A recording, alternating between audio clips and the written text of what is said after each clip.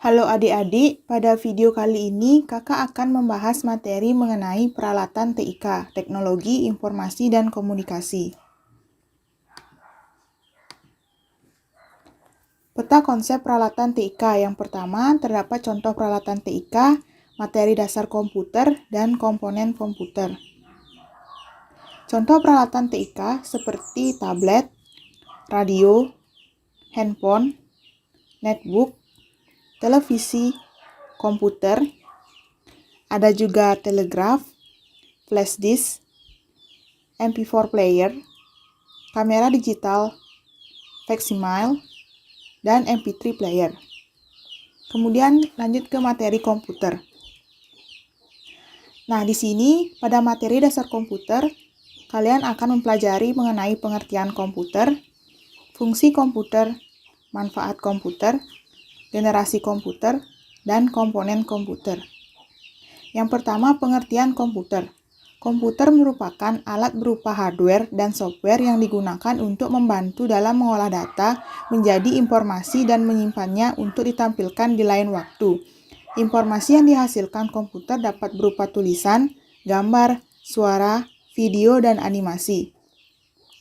Fungsi komputer yang pertama sebagai data processing, yang kedua data storage, yang ketiga data movement, yang keempat data input, dan yang kelima data output. Yang pertama, fungsi data sebagai processing.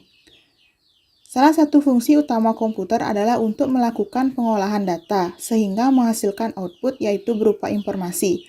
Umumnya, data yang diolah di dalam komputer adalah berbentuk teks, gambar, audio, video, grafik, dan lainnya. Yang kedua yaitu data storage. Komputer juga berfungsi sebagai tempat untuk menyimpan data, sehingga dapat ditemukan dengan mudah dan digunakan kembali. Data tersebut dapat disimpan di dalam memori internal komputer maupun memori eksternal. Yang ketiga, data movement. Fungsi lain dari komputer adalah untuk memindahkan data dari satu komputer ke komputer lainnya atau berbagai alat output lainnya. Yang keempat, sebagai data input. Komputer dapat menerima informasi atau data dari sumber lain. Data tersebut diterima melalui aktivitas di keyboard, mouse, dari komputer lain atau peralatan lainnya. Yang terakhir yaitu data output. Fungsi komputer berikutnya adalah untuk menghasilkan output atau informasi setelah melalui proses pengolahan data. Informasi tersebut dapat disajikan melalui monitor, alat printer, dan speaker. Kemudian, manfaat komputer. Yang pertama, sebagai media untuk mempermudah pekerjaan, media untuk mencari informasi, sarana penunjang pendidikan, media komunikasi, sebagai lahan usaha, alat kontrol, dan sebagai media hiburan. Generasi komputer. Generasi komputer ini terdiri dari 5 generasi. Yang pertama, generasi pertama yang dimulai dari 1946 sampai dengan 1559. Kemudian generasi kedua yang dimulai pada tahun 1959 sampai dengan 1965. Generasi ketiga dimulai pada tahun 1965 sampai 1970. Generasi keempat yang dimulai sejak tahun 1970. Kemudian generasi kelima. Generasi pertama, sejarah komputer generasi pertama yaitu digital elektronik atau bisa disebut dengan ENIAC atau Electronic Numerical Integrator and Calculator, merupakan salah satu yang digunakan sebagai kebutuhan umum.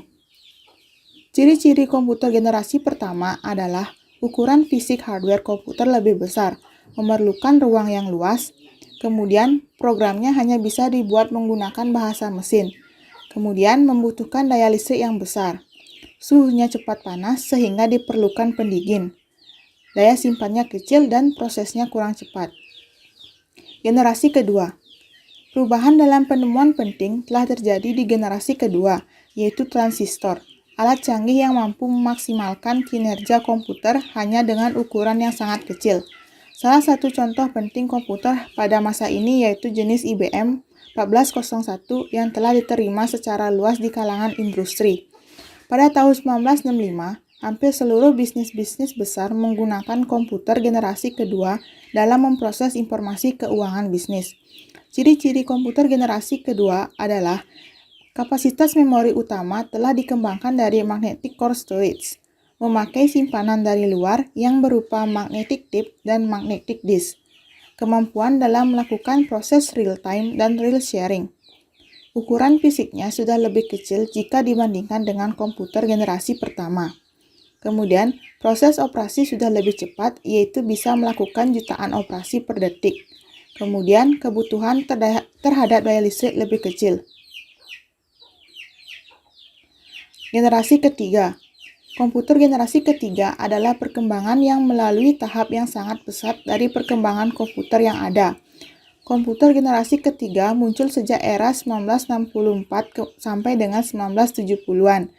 Pada generasi ketiga inilah sejarah komputer teknologi Integrated Circuit atau IC menjadi salah satu ciri utama, karena mulai familiar dan banyak digunakan pada sebuah perangkat komputer hingga generasi sekarang. Ciri-ciri komputer generasi ketiga adalah penggunaan listrik lebih hemat, peningkatan dari sisi software, harganya semakin murah, kapasitas memori lebih besar, dan dapat menyimpan ratusan ribu karakter, yang sebelumnya hanya puluhan ribu. Kemudian, karena telah menggunakan IC, maka kinerja komputer menjadi lebih tepat dan cepat. Generasi keempat.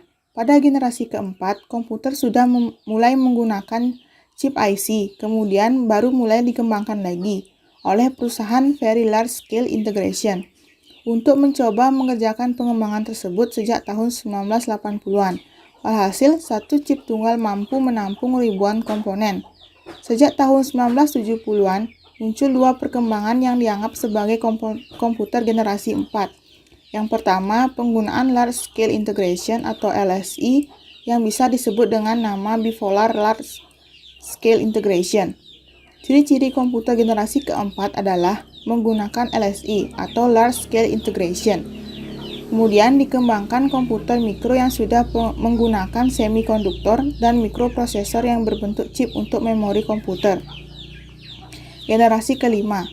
Sejarah perkembangan komputer generasi kelima merupakan komputer yang kita gunakan pada sekarang ini. Generasi ini ditandai munculnya LSI, Large Scale Integration, yang merupakan pemadatan ribuan mikroprosesor di dalam sebuah mikroprosesor pada saat ini. Selain itu juga ditandai dengan munculnya semikonduktor dan mikroprosesor.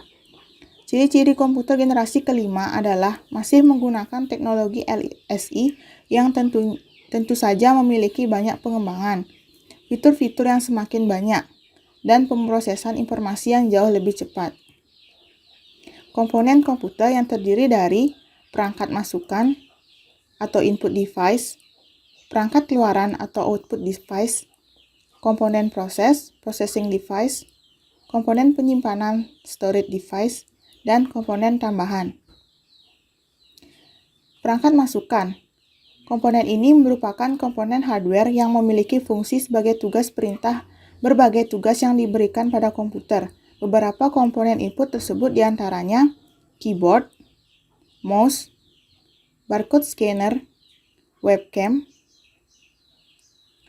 joystick, flash disk, CD-ROM, DVD-ROM atau hard disk eksternal, scanner, Kinect. Kemudian perangkat keluaran.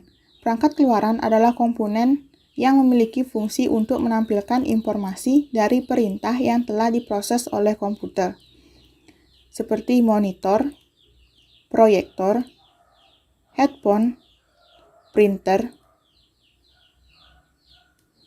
headset, flat panel display atau FDP, speaker, plotter. Kemudian short card atau kartu suara, dan VGA card atau Virtual Graphic Array.